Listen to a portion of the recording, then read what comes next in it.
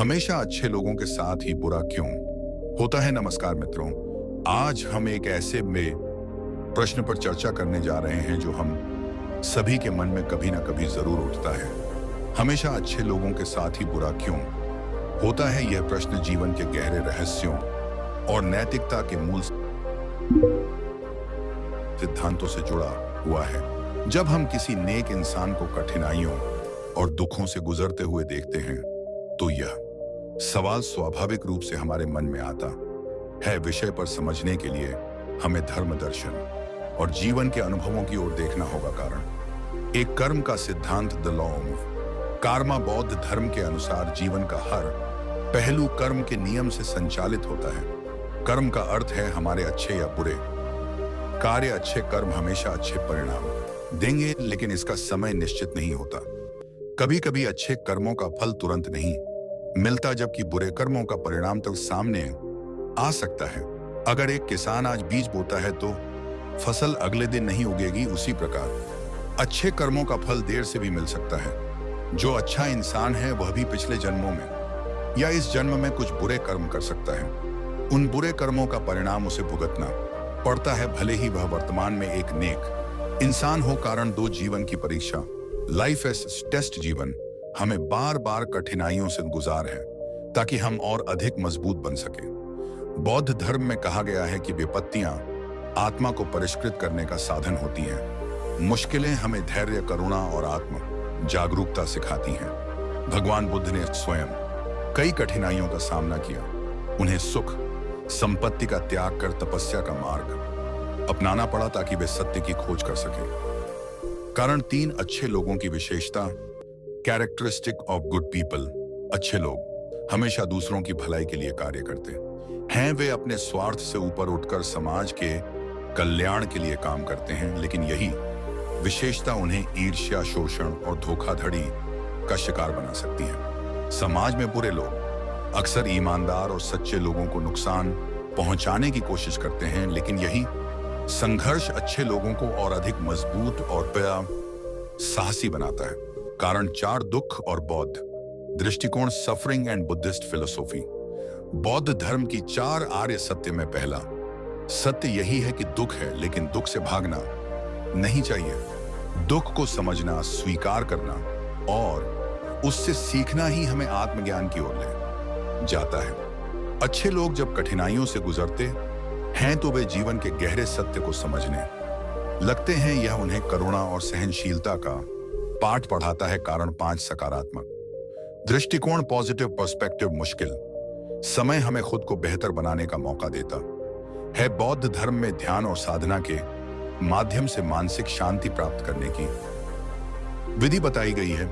यदि हम विपत्तियों को चुनौती के रूप में देखें तो वे हमारे विकास का साधन बन जाती है। जैसे हीरा केवल घिसने के बाद चमकता है, वैसे ही अच्छे लोग मुश्किल समय से गुजरकर और अधिक चमकदार बनते हैं। कारण छह, बुराई का अंत सुनिश्चित है। Evil is temporary. बौद्ध धर्म में यह विश्वास है कि और धर्म की हमेशा जीत होती है। अच्छे लोगों को अस्थायी तौर पर भले ही कठिनाइयां झेलनी पड़े, लेकिन अंत में उनके कर्म और सत्य की जीत होती है। गौतम बुद्ध ने अपने जीवन में कई बार विरोध और अपमान का सामना किया, लेकिन आज उनकी शिक्षाएं पूरे विश्व में शांति और करुणा का संदेश देती हैं। अच्छे लोगों के साथ बुरा इसलिए नहीं होता कि वे कमजोर हैं, बल्कि इसलिए होता है कि जीवन उन्हें और अधिक मजबूत, धैर्यवान और करुणामय बनाने के लिए तैयार कर रहा होता है। हमें यह समझना चाहिए कि जीवन के हर अनुभव से हमें कुछ ना कुछ सीखने को मिलता है। तो दोस्तों, कठिनाइयों से घबराएं नहीं, बल्कि उन्हें अपनी ताकत बनाएंगे। अंत में सत्य, धर्म और करुणा की ही जीत होती है। अगर आप चाहे तो इस विषय पर एक प्रेरक कहानी भी तैयार कर सकता हूं जो आपके वीडियो के लिए उपयुक्त हो। चलिए इस विषय पर विस्तार आर से बात करते हैं। यह सवाल कि अच्छे लोगों के साथ बुरा क्यों होता है बहुत गहराई से जीवन के दर्शन और बौद्ध विचारधारा से जुड़ा हुआ है। मुझे लगता है कि यह सवाल इसीलिए इतना महत्वपूर्ण है क्योंकि जब हम किसी नेक व्यक्ति को कठिनाइयों का सामना करते हुए देखते हैं तो हमारा मन तुरंत इसे अनुचित मानने लगता है।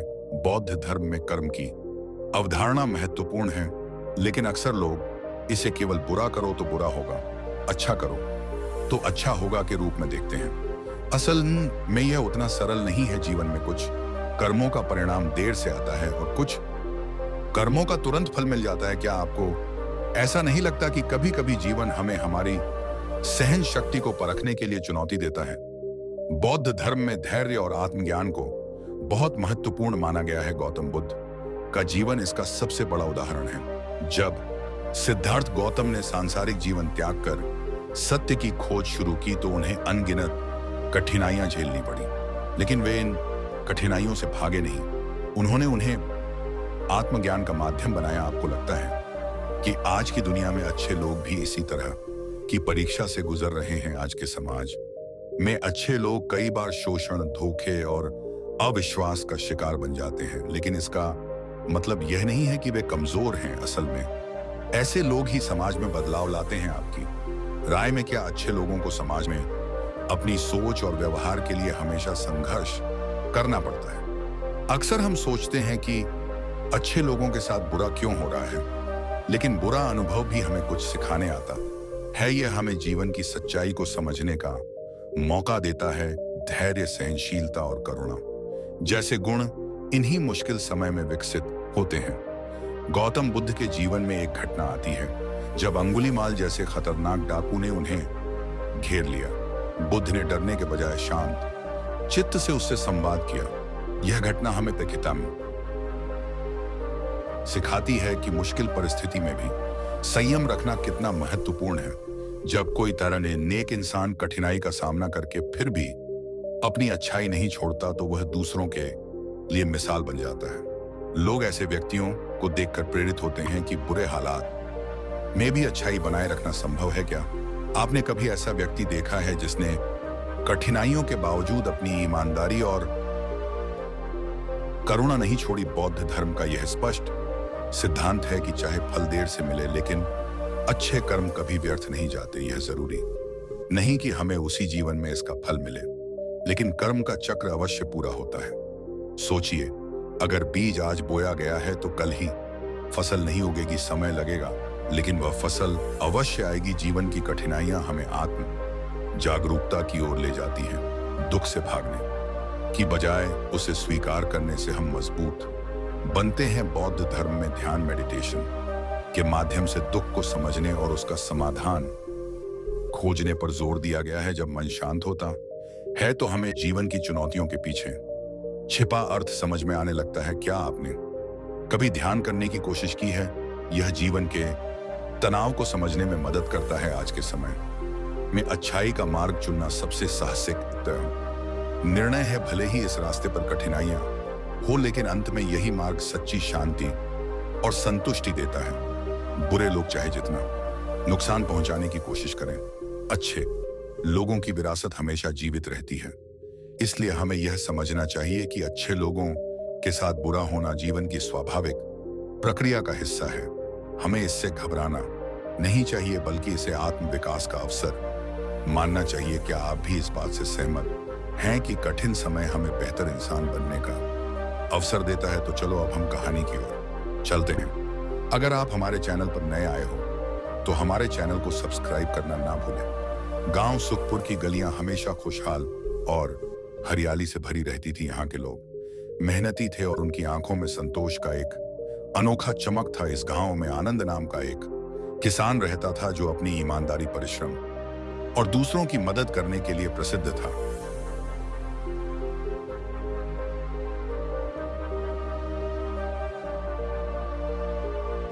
आनंद का जीवन साधारण था, लेकिन उसकी सोच अत्यंत गहरी थी। वह हमेशा इस बात पर विश्वास करता था कि जीवन को सरलता से जीना चाहिए और किसी भी परिस्थिति में अच्छाई का मार्ग छोड़ना नहीं चाहिए।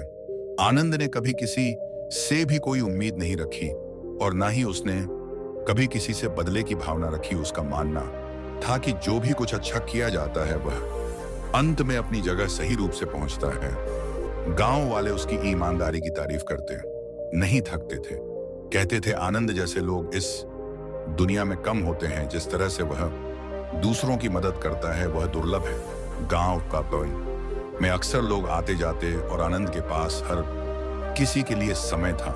वह हर किसी की मदद करता करता, चाहे वह अमीर हो या गरीब। एक दिन गांव में अकाल पड़ा, चारों ओर सूखा और दुख का माहौल था। फसलें मुरझा गईं और लोग मुश्किलों का सामना कर रहे थे।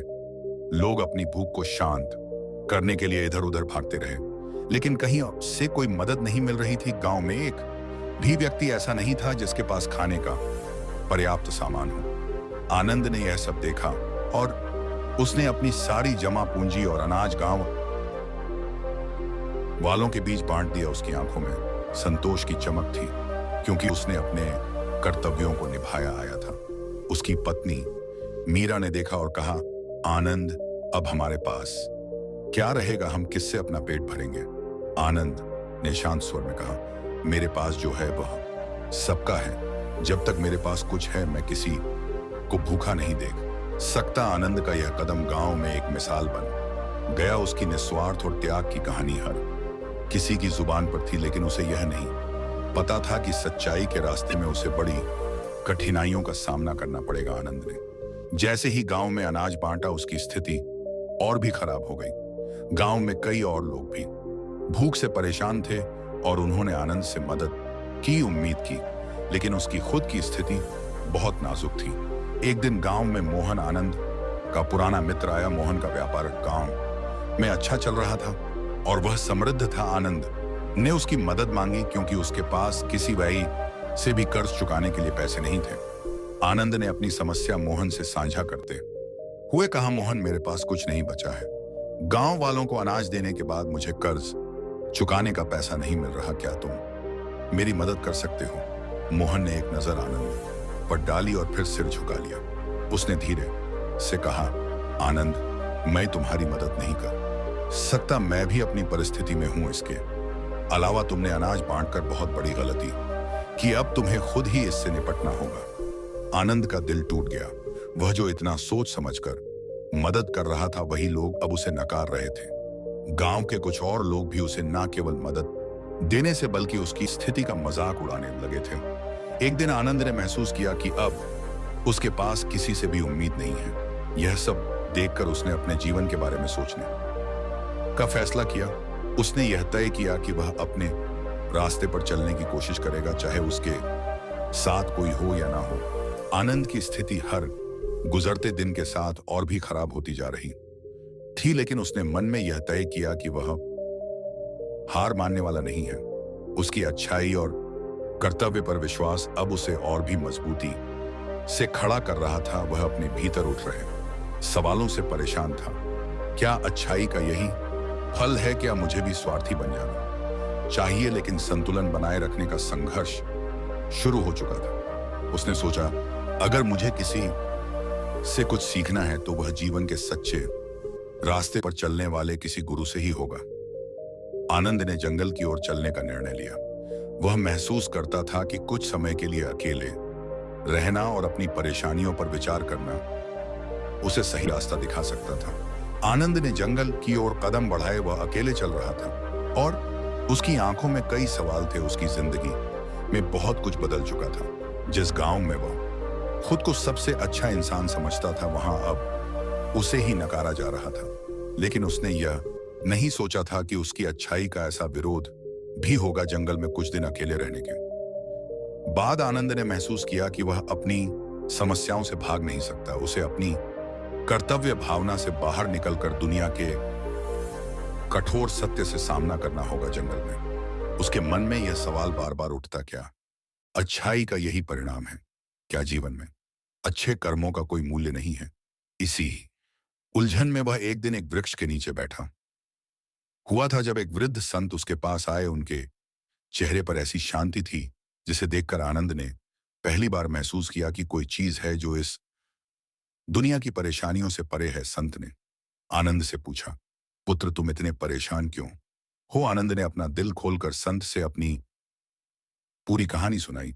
उसने बताया कि कैसे उसने गांव में मदद की थी और कैसे अब वह ही गांव वालों की आलोचनाओं और उपेक्षा का शिकार हो रहा है। संत ने शांति से उसकी बातें सुनी और फिर कहा, पुत्र, तुम्हारी परेशानी तुम्हारी अच्छाई से जुड़ी नहीं है।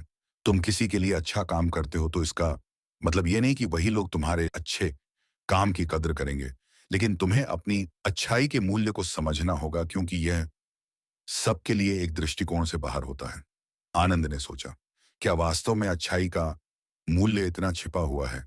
क्या मुझे अपनी अच्छाई को बदलना होगा?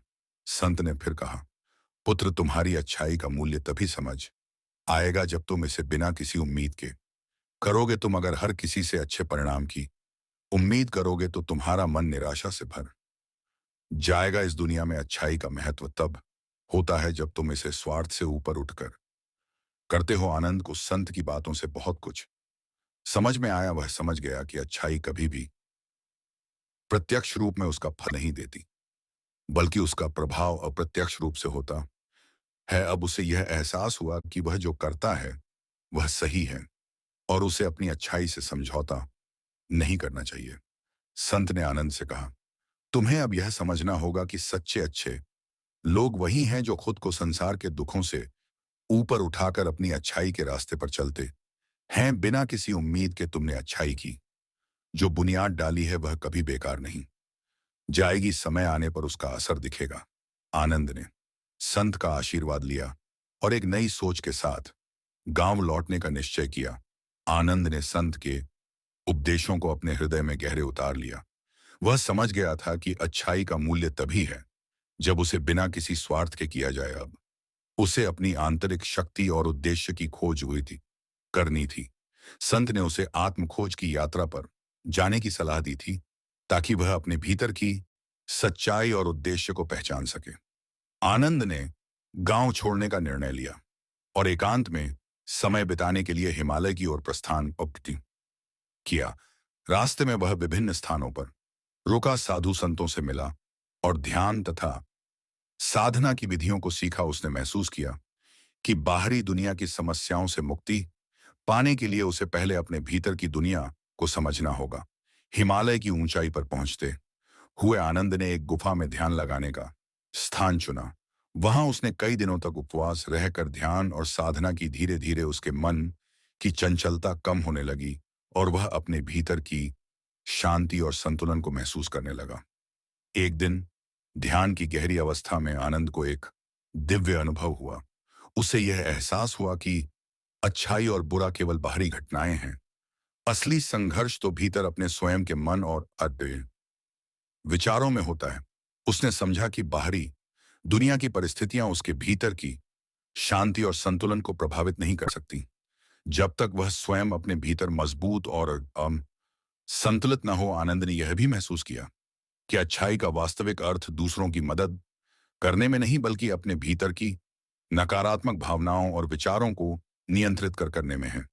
जब वह अपने भीतर की बुराइयों को जीत लेता है, तभी वह सच्चे अर्थों में अच्छाई की ओर अग्रसर हो सकता है। इस आत्म खोज की यात्रा ने आनंद को एक नई दृष्टि दी। अब वह जानता था कि बाहरी दुनिया की समस्याओं से निपटने के लिए उसे पहले अपने भीतर की दुनिया को समझना और संतुलित करना होगा। उसने यह निश्चय किया कि वह अब अपने गांव लौटेगा, लेकिन एक नए दृष्टिकोण और समझ के साथ। गांव लौटते हुए आनंद ने महसूस किया कि अब वह पहले जैसा नहीं था। उसकी सोच, उसकी समझ और उसकी दृष्टि में बदलाव आ चुका था। अब वह जानता था कि अच्छाई का वास्तविक अर्थ क्या है और उसे कैसे अपने जीवन में लागू करना है। गांव में लौटकर आनंद ने अपनी पुरानी आदतों और सोच को छोड़ दिया। उसने अब बिना किसी स्वार्थ के केवल अपने भीतर की शांति और संतुलन के लिए दूसरों की मदद करना शुरू किया। उसकी यह नई सोच और दृष्टिकोण गांव वालों के लिए एक प्रेरणा बन गई। आनंद की यात्रा ने उसे यही सिखाया कि सच्ची अच्छाई बाहरी दुनिया की परिस्थितियों पर निर्भर नहीं होती, बल्कि यह हमारे भीतर की सोच, समझ और दृष्टिकोण पर भी निर्भर करती है। जब हम अपने भीतर की बुराइयों को जीत लेते हैं, तभी हम सच्चे अर्थों में अच्छाई की ओर अग्रसर हो सकते हैं। आनंद ने संत के उपदेशों को अपने जीवन में उतारने का निश्चय किया। उसने अपने भीतर की नकारात्मक भावनाओं को नियंत्रित करना शुरू किया और बिना किसी स्वार्थ के दूसरों की मदद करने की कोशिश की। उसकी यह नई सोच और दृष्टिकोण गांव वालों के लिए एक प्रेरणा बन गई। गांव में एक दिन एक बड़ा संकट आया। गांव के पास के जंगल में आग लग गई और आग तेजी से फैलने लगी। गांव वालों में अफरा तफरी मच गई। सभी लोग अपनी जान बचाने के लिए इधर उधर भागने लगे, लेकिन आनंद ने घबराए हुए गांव वालों को शांत किया और उन्हें आग बुझाने में मदद करने के लिए प्रेरित किया। आनंद ने अपनी जान की परवाह किए बिना गांव वालों के साथ मिलकर आग बुझाने का प्रयास किया। उसकी निस्वार्थ और साहस ने गांव वालों को प्रेरित किया और वे भी उसकी मदद करने के लिए आगे आए। घंटों की मेहनत के बाद गांव वालों ने मिलकर आग पर काबू पाया। इस घटना के बाद गांव वालों ने आनंद की सराहना की और उसकी अच्छाई का मूल्य समझा। उन्होंने महसूस किया कि आनंद की निस्वार्थ और साहस ने ही उन्हें संकट से उभारा। अब वे जानते थे कि अच्छाई का वास्तविक मूल्य क्या है। आनंद ने यह समझ लिया था कि अच्छाई का प्रत्यक्ष फल हमेशा नहीं मिलता, लेकिन अंततः उसका प्रभाव दिखता है। उसने अपने जीवन में यह सिद्ध कर दिया कि सच्ची अच्छाई बिना किसी स्वार्थ के की जाती है और उसका प्रभाव समय के साथ सामने आता है। गांव में अब आनंद की अच्छाई की चर्चा होने लगी। लोग उसकी निस्वार्थ और साहस की सराहना करने लगे। आनंद ने यह समझ लिया था कि अच्छाई का प्रत्यक्ष फल हमेशा नहीं मिलता, लेकिन अंततः उसका प्रभाव दिखता है। उसने अपने जीवन में यह सिद्ध कर दिया कि सच्ची अच्छाई बिना किसी स्वार्थ के की जाती है और उसका प्रभाव समय के साथ सामने आता है। आनंद की यह यात्रा अब एक मिसाल बन गई थी। उसकी अच्छाई और निस्वार्थ ने गांव वालों को सिखाया कि सच्ची अच्छाई का मूल्यमान समय के साथ समझा जाता है। अब गांव में हर कोई आनंद की तरह अच्छाई की ओर अग्रसर होने लगा। आनंद ने हिमालय की ऊंचाई पर बिताए गए समय में अपने भीतर की शांति और संतुलन को महसूस किया था।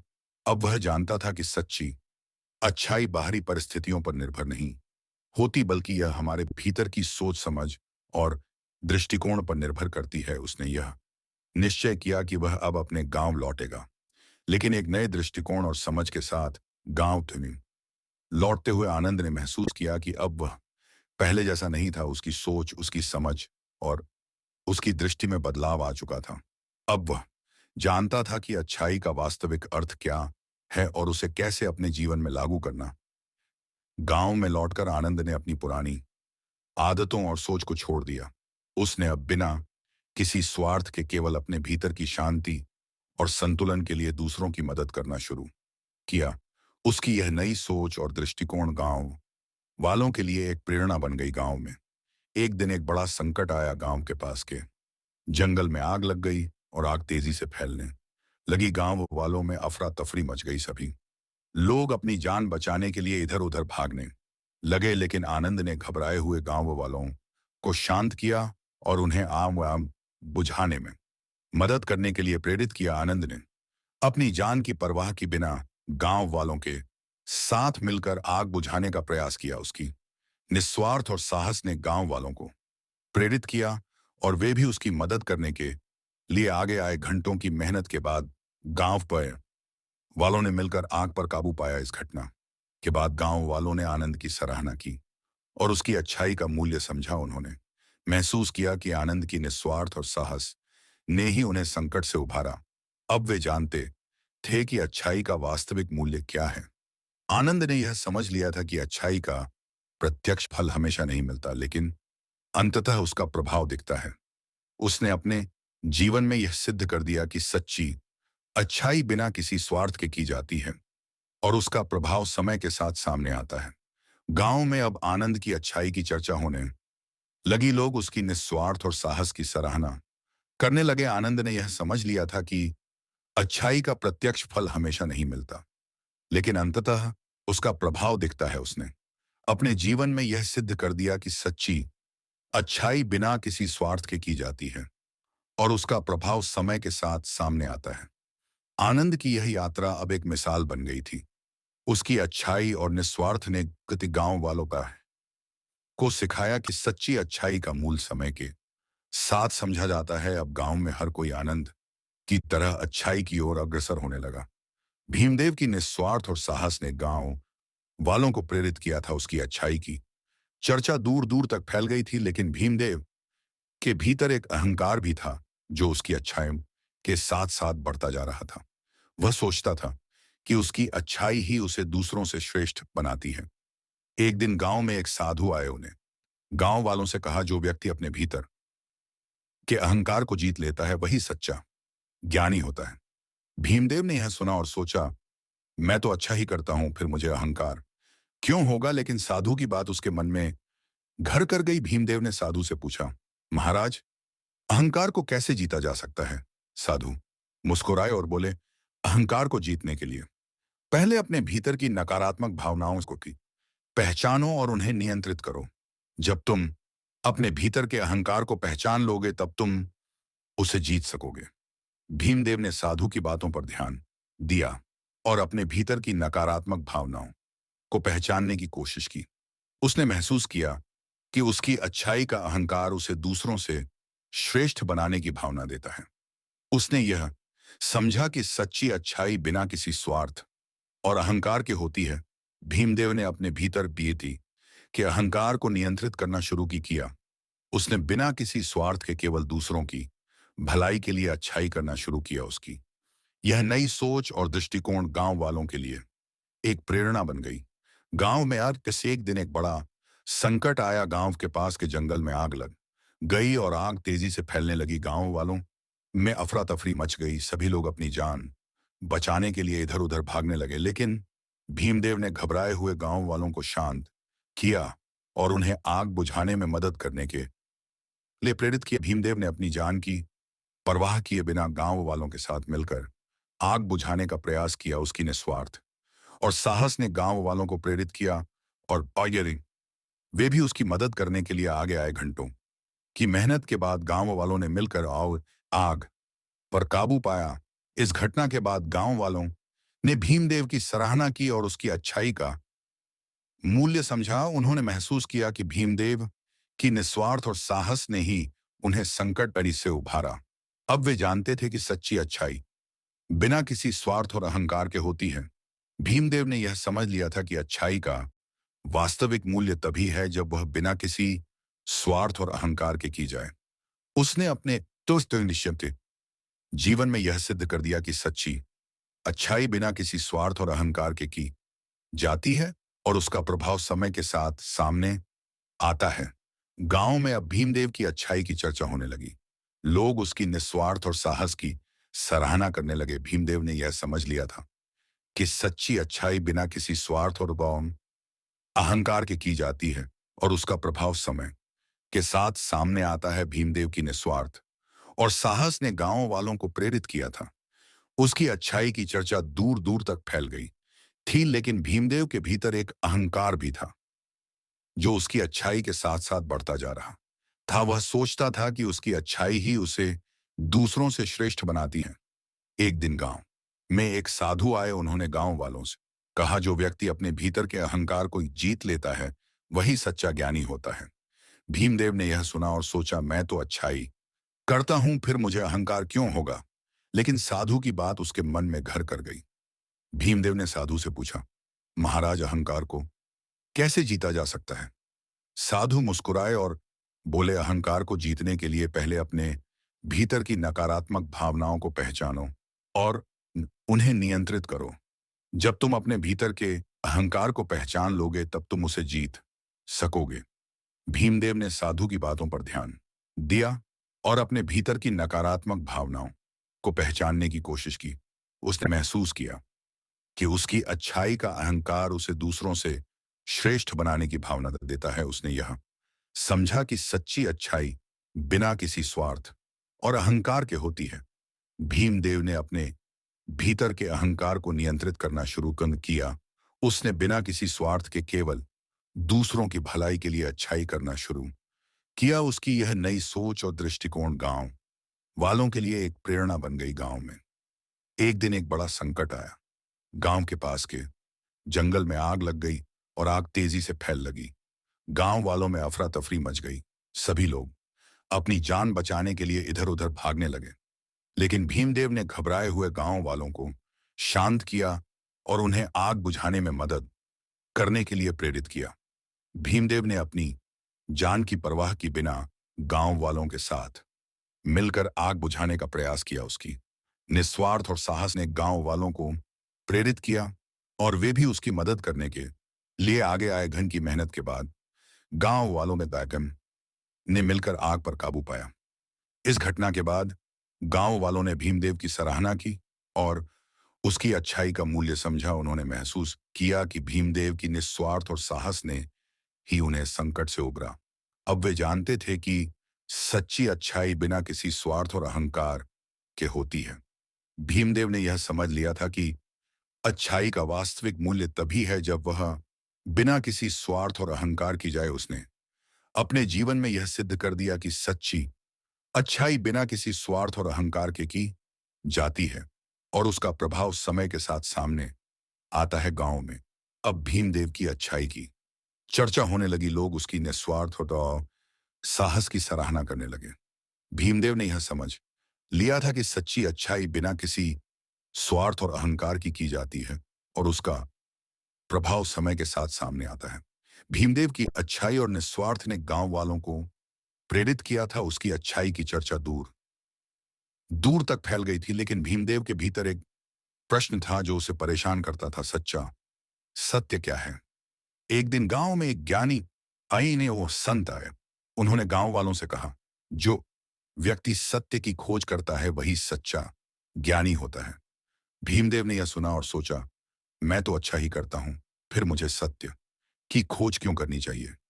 लेकिन संत की बात उसके मन में घर कर गई। भीमदेव ने संत से पूछा, महाराज, सत्य की खोज कैसे की जा सकती है? संत मुस्कुराए और बोले, सत्य की खोज के लिए पहले अपने भीतर की नकारात्मक भावनाओं को पहचानो और उन्हें नियंत्रित करो। जब तुम अपने भीतर के सत्य को पहचान लोगे तब तुम उसे पा सकोगे। भीमदेव ने संत की बातों पर ध्यान दिया और अपने भीतर की नकारात्मक भावनाओं को पहचानने की कोशिश की। उसने महसूस किया कि उसकी अच्छाई का अहंकार उसे दूसरों से श्रेष्ठ बनाने की भावना देता है। उसने यह समझा कि सच्ची अच्छाई बिना किसी स्वार्थ और अहंकार के होती है। भीमदेव ने अपने भीतर के अहंकार को नियंत्रित करना शुरू किया। उसने बिना किसी स्वार्थ के केवल दूसरों की भलाई के लिए अच्छाई करना शुरू किया।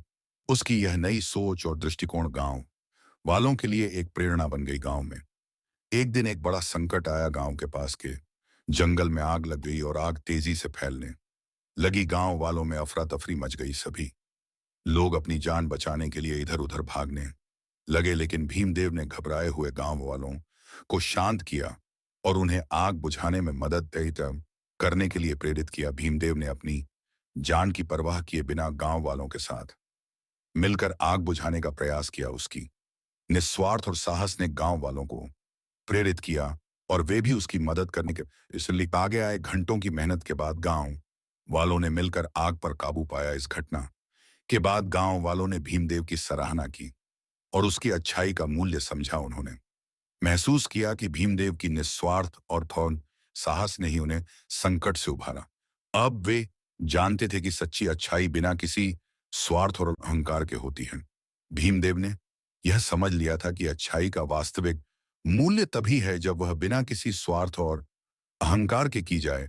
उसने अपने जीवन में यह स्थिर सिद्ध कर दिया कि सच्ची अच्छाई बिना किसी स्वार्थ और अहंकार के की जाती है और उसका प्रभाव समय के साथ सामने आता है। गांव में अब भीमदेव की अच्छाई की चर्चा होने लगी। लोग उसकी निस्वार्थ और साहस की सराहना करने लगे। भीमदेव ने यह समझ लिया था कि सच्ची अच्छाई बिना किसी स्वार्थ और अहंकार के की जाती है और उसका प्रभाव समय के साथ सामने आता है। हमने भीमदेव की कहानी के माध्यम से देखा कि अच्छाई, निस्वार्थ और साहस से हम किसी भी चुनौती का सामना कर सकते हैं। जीवन में सफलता पाने के लिए हमें अपने भीतर की अच्छाई को पहचानना होगा और उसे बिना किसी स्वार्थ के दूसरों के लिए उपयोग करना होगा। साथ ही हमें अपने डर का सामना करना होगा और साहसिक कदम उठाने होंगे। याद रखें, जो अपने डर से लड़ता है वही असली हीरो है। आइए हम सभी भीमदेव की तरह अपने जीवन में अच्छाई, साहस और निस्वार्थ को अपनाएं ताकि हम अपने सपनों को साकार कर सकें और समाज में सकारात्मक परिवर्तन ला सकें। अगर आपको यह कहानी और वीडियो अच्छा लगा हो तो वीडियो को लाइक करना ना भूलें। अगर हमारे चैनल पर नए हो तो चैनल बुद्धा सारांश चैनल को सब्सक्राइब करें। धन्यवाद। नमो बुद्धाय। मिलते हैं अगले वीडियो में।